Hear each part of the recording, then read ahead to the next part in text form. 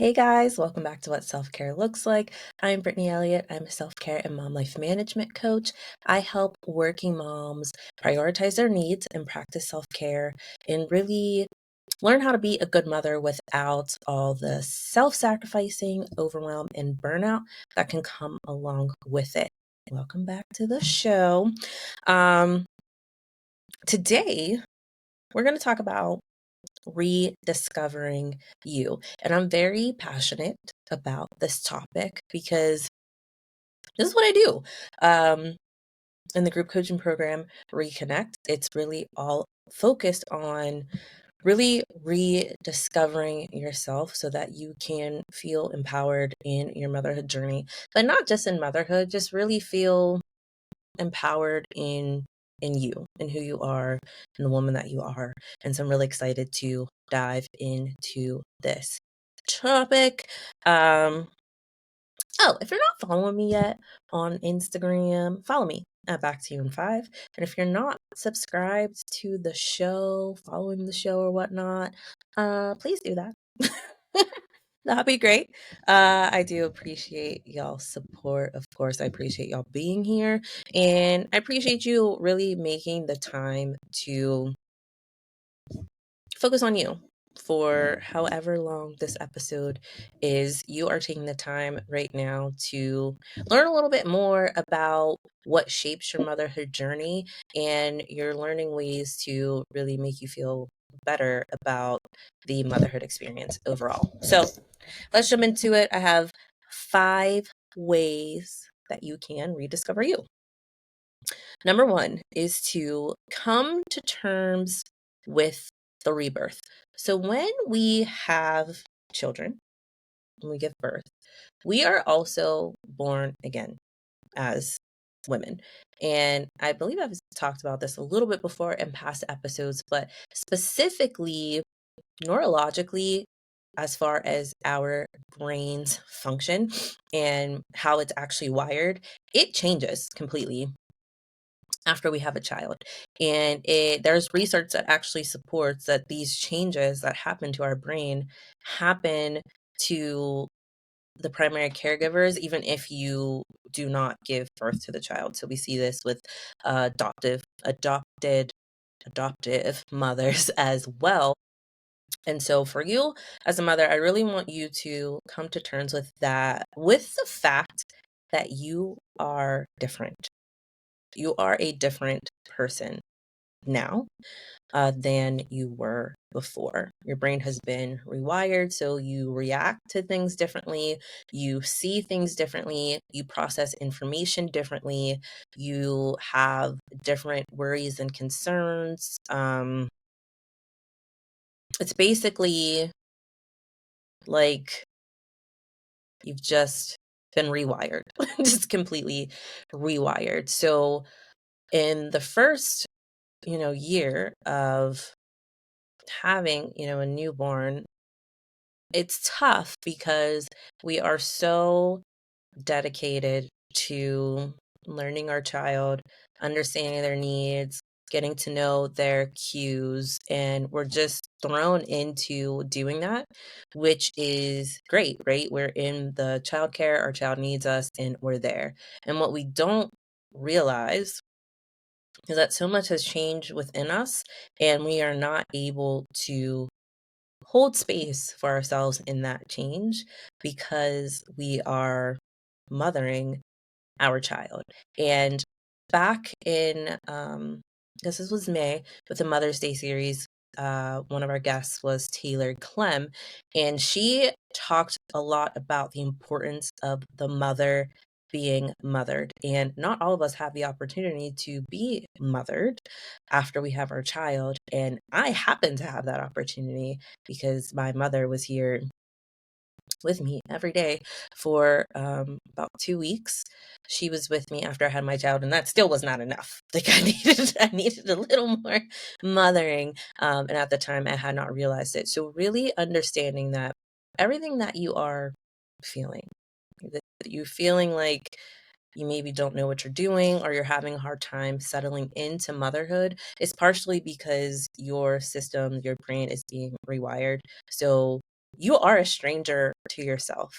And I know it's odd that I'm saying that and I'm smiling, but I'm hoping that I'm one, validating you, validating your feelings, and two, I hope that you understand the weight of your need for rediscovering. You have to learn yourself anew now because you are a new person. So your interest may not be the same.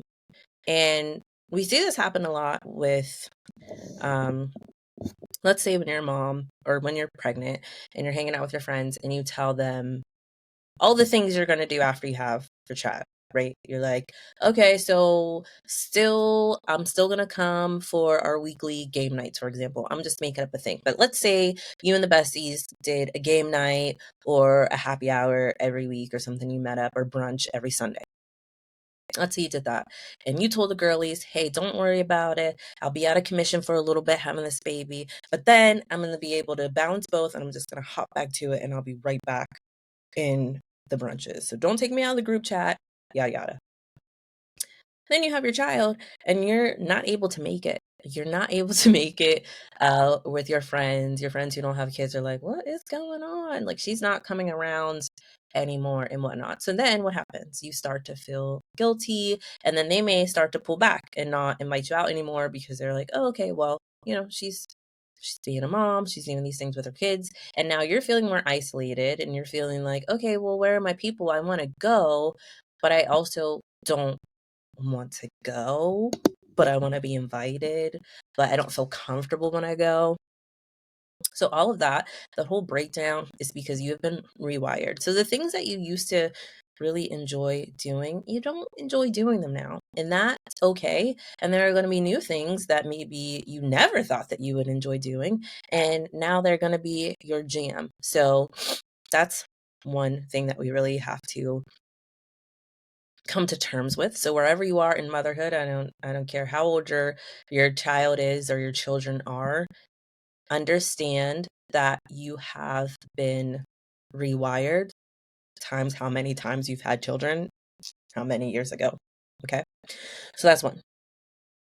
Two is to take inventory of the things that you miss. So a lot of times in group coaching, in the program Reconnect, our first week, we focus on rediscovering who you are. And so one of the exercises we go through is literally listing out what are the things that you miss. Because one blanket statement that a lot of women say is like, what's your challenge? What's the biggest challenge that you're having in motherhood right now? And it's just, I miss me. I miss myself. I don't feel like myself. I miss who I am, and I feel lost. And we focus that in and really get specific with that by writing out exactly specifically what it is that you miss. So what do you miss about your old life? What do you miss about the things that you did on every other Monday, for example, back in the day? What specifically are you missing? And once we can get to the root of the specifics of what you miss, we can see if those are things that you still feel that are in alignment with who you are now, so that we can actually work those things back into your current lifestyle. So my example is that I really missed dancing. I was a dancer for a long time, a very long time. Not just like, oh, as a classically trained, technically trained dancer, but I'm good at learning choreography. I have good rhythm. I was good at doing choreography. I danced when I was young. I was in the dance team in college. I did like pro-am ballroom dancing at like a very, very amateur level, but I still did it, and dancing is fun. And then I wanted to get back into dancing, and after I had my daughter, I just didn't see how I was going to do that.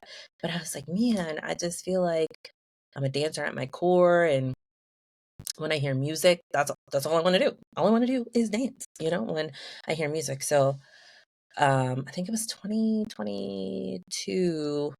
in 2022, I was like, I'm going to start doing a tap class. And I signed up for an adult beginner tap class. And I started tapping. And so that was something that I put on the list. Like, I want to figure out a way to be able to move my body in that way and to be able to dance. So that was something that was on my list. And I got back to it.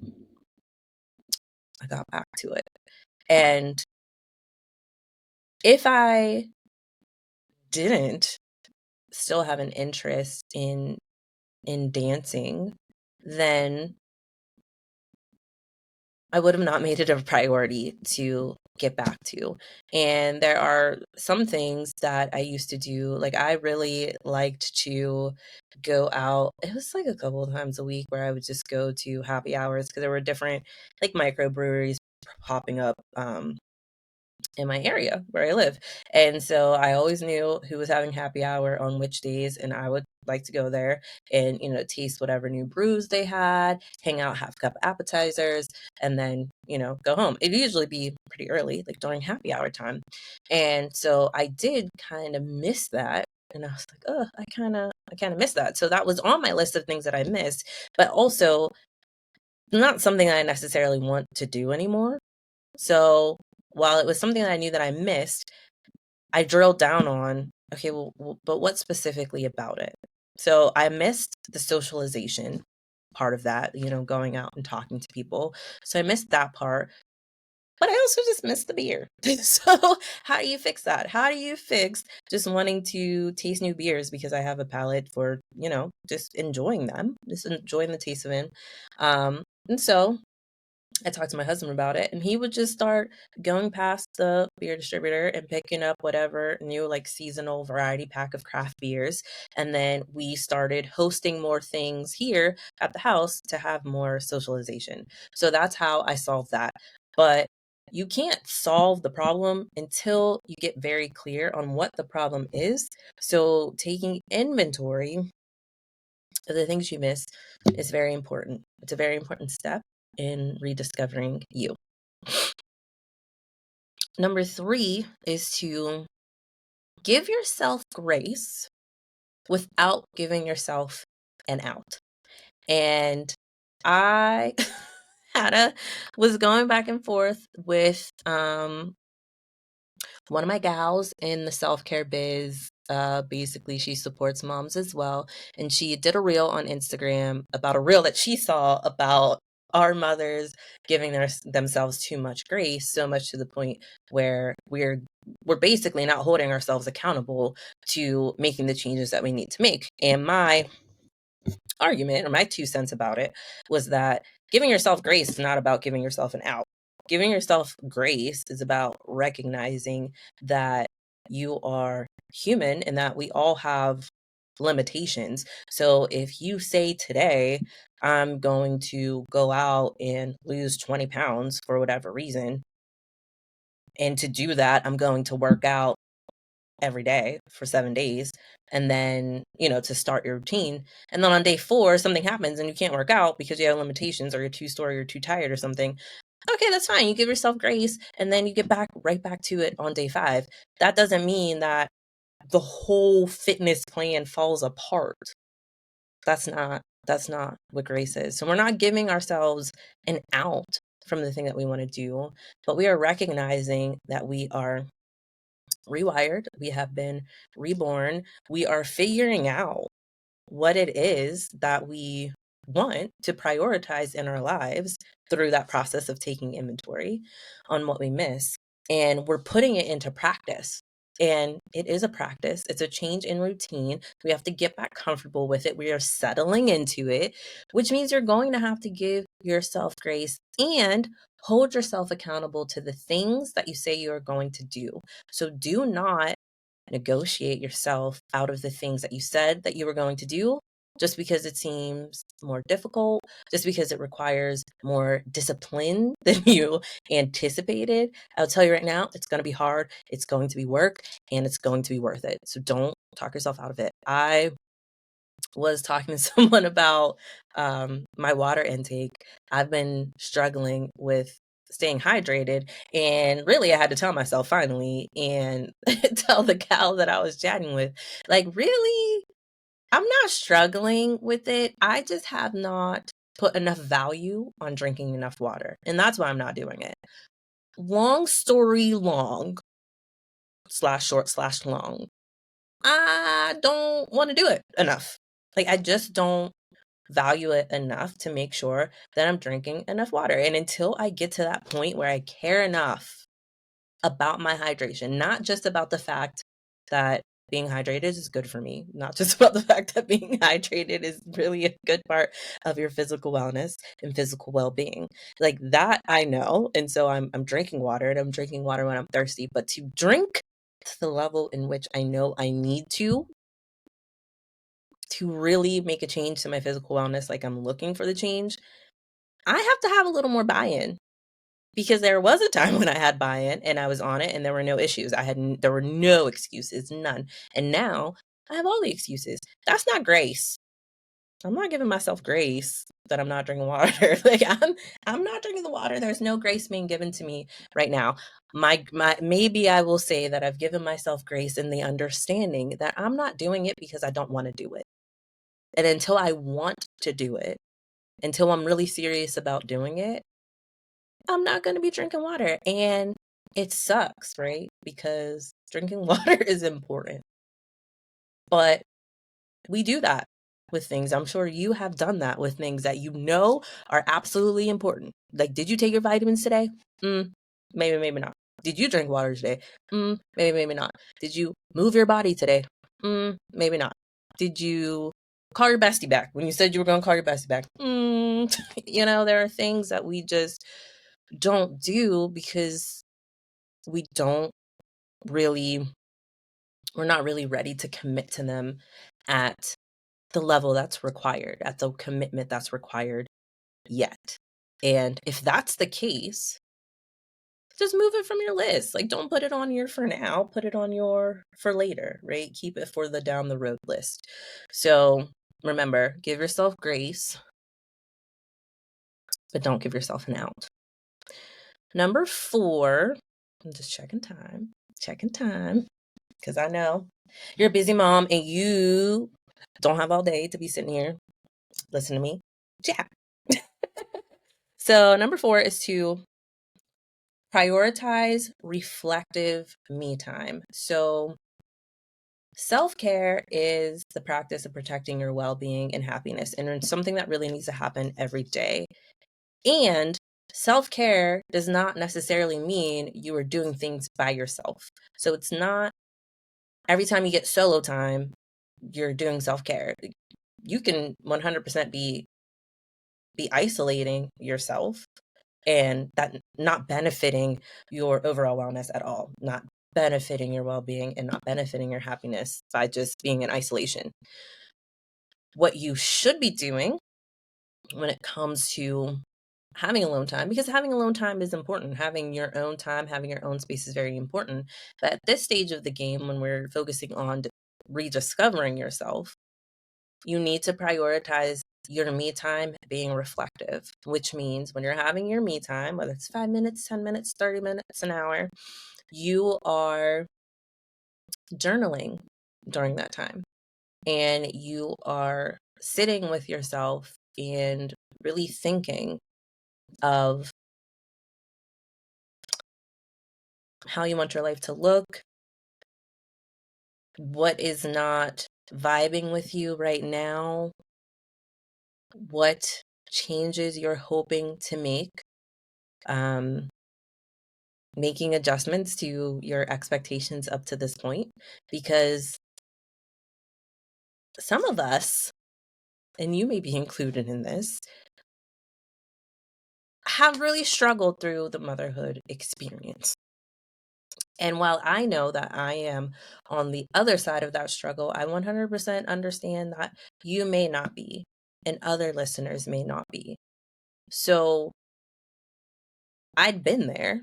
I was struggling through the motherhood experience. I also was not sitting with that struggle to determine what part about it was so hard. And so we have one layer, which takes us back to number one, the fact that you have to come to terms with this rebirth, that you were born anew. So that's part of it. There's that rebirth part. And then the other part is that we're chasing these expectations that are not real, expectations that are not attainable, and expectations that we put on ourselves when we were like young, you know, younger you, age 10, said the type of mother that she would be when she became a mom. She had no idea what she was talking about because she was 10. And now here you are in your 20s, 30s, 40s, and you have a child and you're like, why can't I be what I thought I would be? Well, you're not who you were then. You're not really who you are completely. Right before you had your child. So stop chasing those unrealistic expectations. But you have to know what those are. You have to know what it is that's going on. You have to sit with you. And I call it in the program the B room, like finding your B room, which is the time when, or the space where you hear your thoughts the clearest. You have to go to that place where your mind is running and do a brain dump of what's going on. And for me, my B room is in the bathroom. So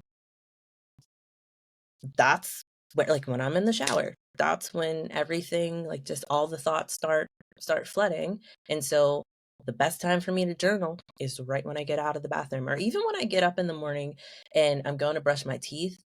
I have a hard time, and I may have mentioned this before, but I have a hard time like getting going in the morning, because when I get up and I start brushing my teeth, like my mind, it's like ping, ping, ping, ping, ping, ping, ping.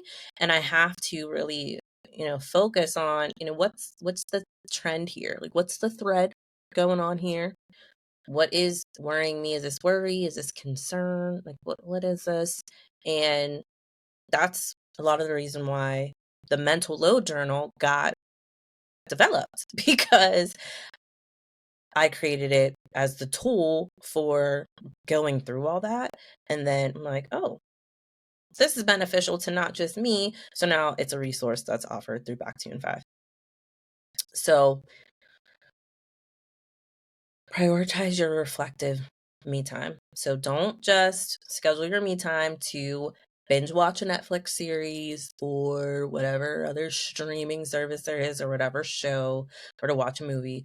Do not, at this stage, at Rediscovering You stage, we're in work mode. We're not in fun mode yet. We're not in fun self-care mode yet. We will get there. We are going to get there, but and there can be a balance. On Mondays, your me time can be reflective, and then on Wednesdays, it can be the time that you take to watch a show solo. Number 5 in rediscovering you is to commit to learning and accepting the new you. And that's really a big one. Commit to getting to know who you are now, and commit to learning what feels good and what doesn't feel good. And I went through this thing in my closet, like with my clothes, where I'm like, oh, I can still fit into these things. Like, my body fits into them. They're the right size, but they just weren't fitting my spirit anymore. They weren't fitting my vibe. And they were things that I would look at myself in them, and it just kind of remind me of my life before, and it didn't match. And I feel like clothes carry things, because I guess because you wear them places, and even though you wash them, they still carry memories. And some of those things were not a match. And I guess it was two things. I wanted a simpler wardrobe. I wanted to be able to open my closet, and no matter what I pulled out, I'd be able to match up and it would be fine, right? Less worry, more practical. And I also wanted to feel good no matter what I grabbed out of my closet, because when you become a mom, there's so many things about your body that you just don't feel good about. Like, I felt like a cow, because I was nursing, and it just the whole idea of just producing milk, even though it was for my daughter, even though I was nourishing her, all those things, it's beautiful, I know, but for me, it was really hard for me to wrap my head around it, and I just did not feel great in my body. Like, I felt like my body was not my own. Felt like I had no control of my body. That whole process for me, I didn't like it. I didn't like it.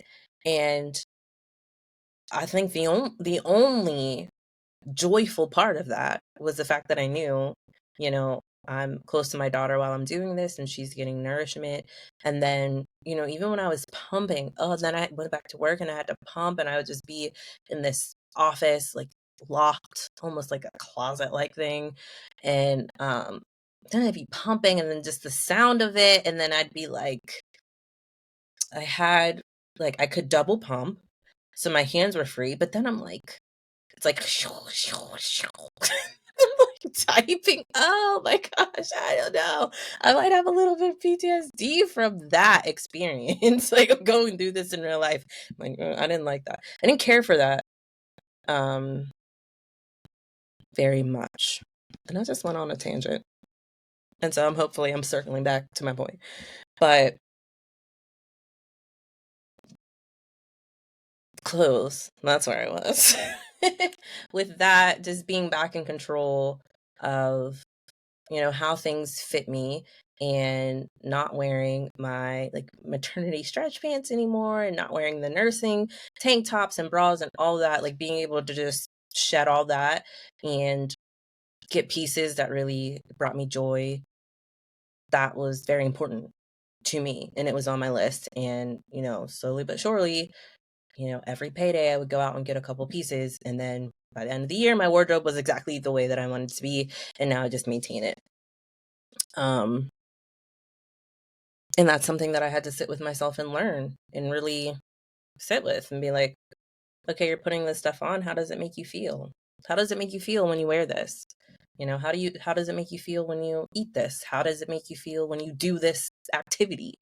Um, how does it feel when you watch shows like this? Because there are just some movies, some shows, some content I just can't watch it. I just can't watch it anymore. I'm not a fan of watching shows and movies where they portray mothers as just like horrible people who are just sacrificing all the time for their kids, and they're just mean and unhappy, and I don't want to see that. I don't wanna see that. I don't wanna watch things where kids are getting hurt. I don't wanna watch that. I wanna watch things, like, for fun. If I'm gonna watch something, I wanna escape. I want a little bit of, like, a little fantasy. A period piece is fine, but I don't really like to watch, like, intimate scenes. So, I know when, like, Bridgerton came out, my cousin's like, "Oh, we gotta watch Bridgerton."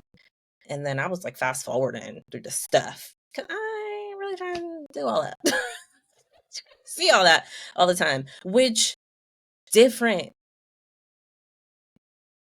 would not be normal for me. That kind of stuff wouldn't bother me before. It wouldn't have the same impact on me. But my brain's rewired now.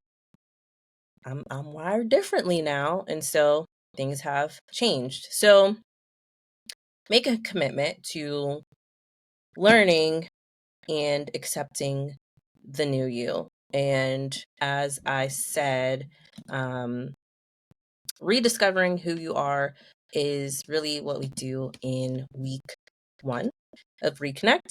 Reconnect is a 4-week program where we really just dial in to you getting back to you.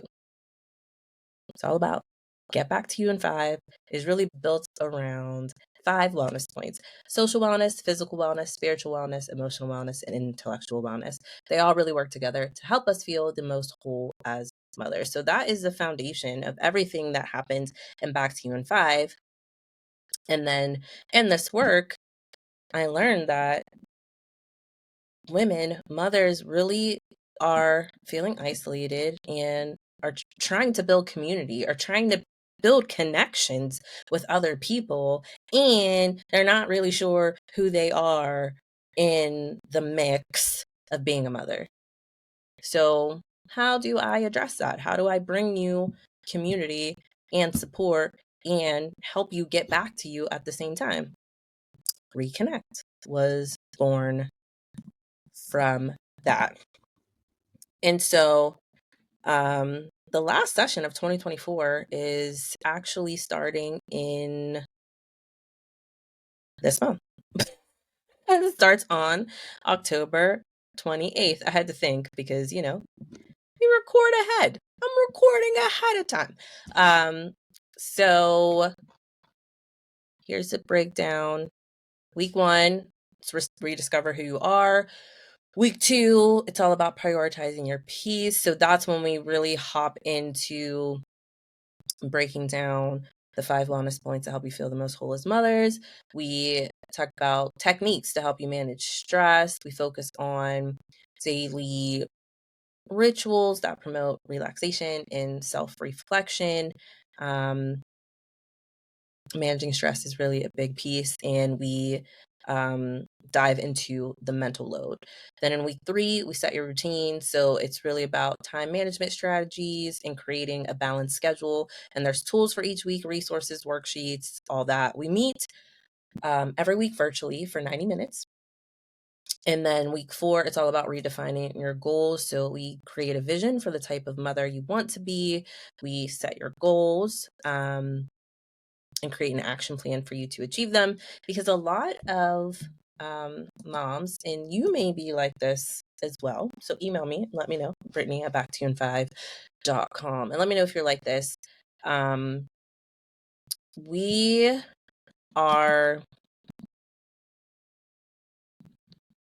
chasing this idea of the type of mother that we should be, instead of aligning the type of mother we become with the type of woman we are.